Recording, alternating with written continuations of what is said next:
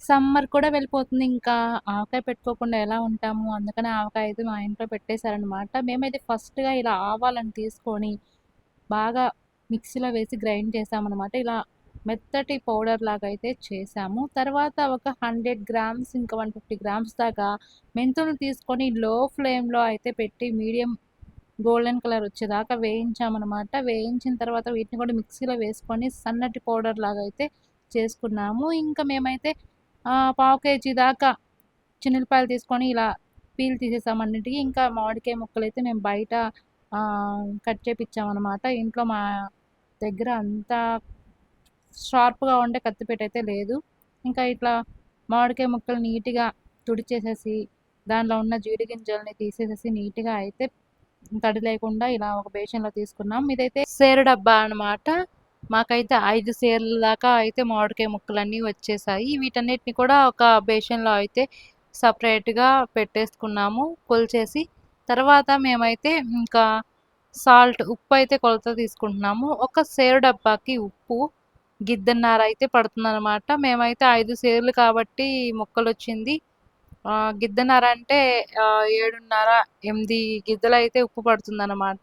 ఇంకా అలానే కారం కూడా తీసుకోవాలి. కారం అయితే 2 గిద్దలనమాట. ఒక్క సేరుకి 2 గిద్దల కారం అయితే పడుతుంది. 5 సేర్లు కాబట్టి 5 రొళ్ళు 10 గిద్దల దాకా అయితే కారం పడుతుంది. వీటన్నిటిని కూడా ఇలా ఒక బేషన్‌లో అయితే కారము, ఉప్పు అయితే తీసుకున్నాము. ఇంకా ఆవపిండైతే 5 సేర్లకి 5 గిద్దల దాకా అయితే ఆవపిండి తీసుకున్నాం. అంటే ఒక్క సేరుకి ఒక గిద్ద దాకా ఆవపిండైతే పడుతుందనమాట. ఇంకా మెంతిపిండి విషయానికొచ్చేసరికి ఒక్కొక్క సేర్‌కి ఒక్కొక్క స్పూన్ మెంతిపిండి పడుతుంది. మేము 5 స్పూన్‌ల దాకా అయితే మెంతిపిండి అయితే తీసుకున్నాము. ఇంకా ఇందాక మనం చిన్నులపాయ రెబ్బల్ని పీల్ తీసేసాం కదా! అవి కూడా వీటిలో వేసేసుకొని మొత్తము ఈక్వల్‌గా కలిసేలాగా అయితే ఇలా కలుపుకోవాలనమాట. ఉప్పు, కారం, మెంతిపిండి, ఆవపిండి మంచిగా కలిసేలాగా కలుపుకోవాలి.